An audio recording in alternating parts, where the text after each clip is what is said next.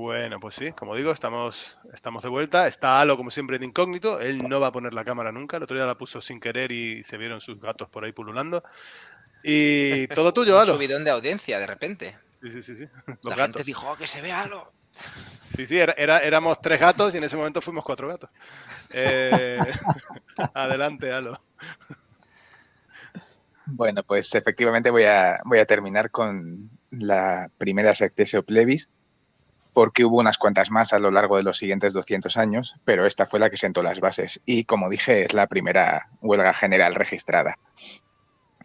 La semana pasada me quedé con que el pueblo estaba muy descontento por las enormes deudas y los impuestos y demás, y que un militar retirado muy laureado había saltado al foro, desnutrido, harapiento y lleno de cicatrices, y se puso a explicar en público cómo había acabado en esa situación. Mientras estaba fuera luchando contra el enemigo había saqueado y quemado su granja.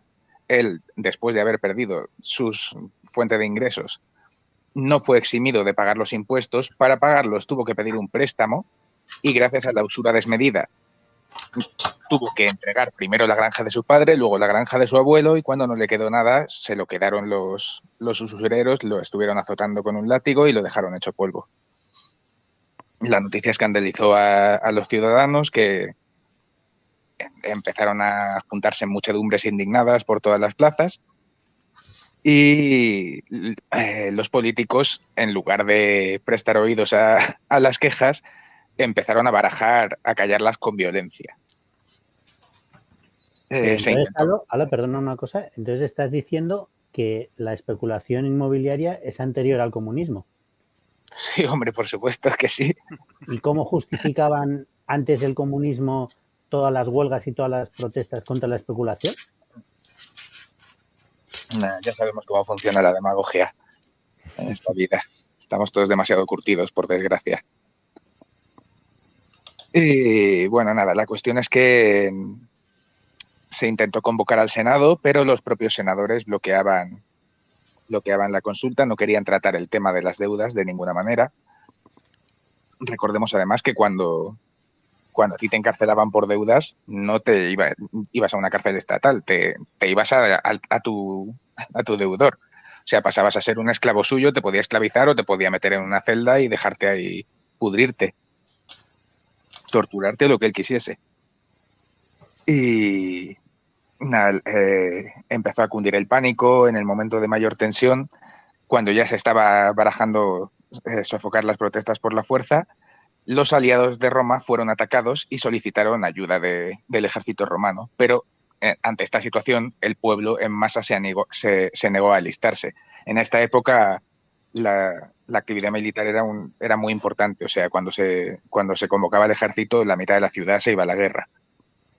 Estamos hablando todavía de la época de las ciudades-estado, o sea, ni siquiera estaba consolidada la península itálica como imperio romano.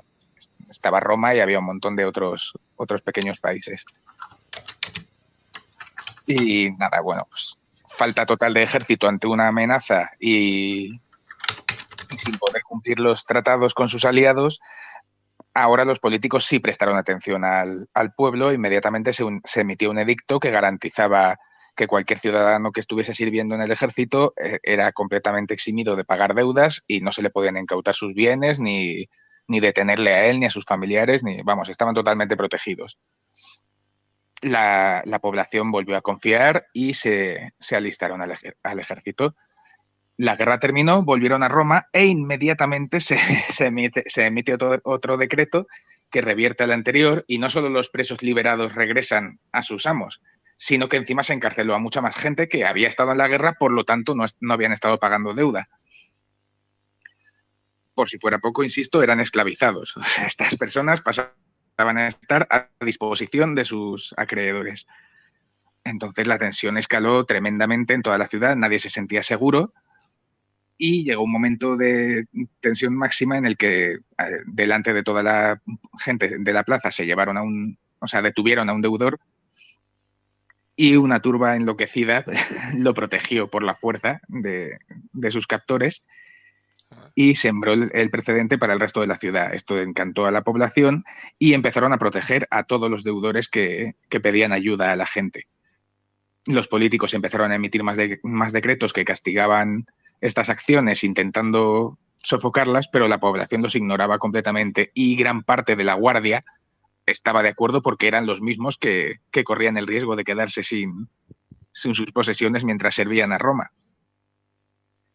Dentro del Senado, de todas formas, había todos los tipos de tendencias políticas, o sea, había muchos senadores que abogaban por hacer reformas sociales y dar al pueblo lo que quería, y había otros que querían usar la violencia contra el pueblo para hacerles entrar en cintura. Aunque parezca increíble, después de esto, cuando vuelve a estar la cosa en el punto álgido de tensión, vuelve a ser amenazado otra vez Roma y vuelven a condonar las deudas a los que se alisten. Vuelve a ganar Roma y el Senado vuelve a negarse a solucionar las deudas. O sea, pasa 2 veces seguidas. La misma situación exactamente. Entonces, ya el pueblo ha perdido absolutamente la confianza en los políticos y un plebeyo llamado Lucio Sicinio Velluto propone abandonar la ciudad en masa.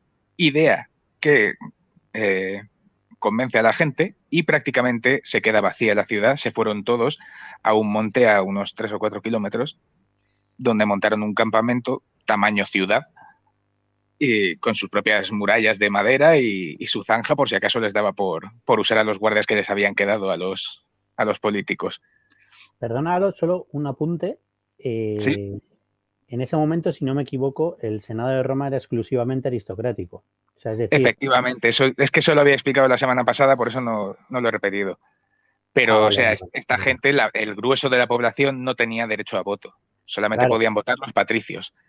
O sea, lo que quería decir Yo era que... hago la sección con visión de futuro, entonces alguien las escuchará en orden algún día. Lo que quería decir, Alo, es que una clase social gobernaba sobre las demás y lo que ocurrió es que los plebeyos dijeron, bueno, pasamos de vosotros, nos vamos de la ciudad. O sea, obviamos por completo vuestro gobierno. Y ahí se pone de manifiesto que la ciudad eran ellos, no el trozo de suelo en el que habitaban. O sea, cuando se mudó toda la ciudad, lo suyo seguía funcionando. Lo que no funcionaba era el sistema político, que estaba solo completamente. Ya habían dado indicios antes, cuando empezaron a ignorar los decretos y a dejar de detener a la gente. Pero nada, esta vez ya vieron los patricios que no tenían absolutamente nada que hacer sin los plebeyos y por fin se atuvieron a razones. Estuvieron haciendo mucha retórica, muchas negociaciones, de que si somos todos partes del mismo cuerpo y todos los miembros deben trabajar en armonía y demás, pero acabaron cediendo. Se creó el puesto de tribuno, que era elegido por los plebeyos y era el representante de los plebeyos en el Senado. Seguían sin tener el mismo poder que los patricios, pero ya tenían poder para cambiar y para decidir sobre su propia sociedad.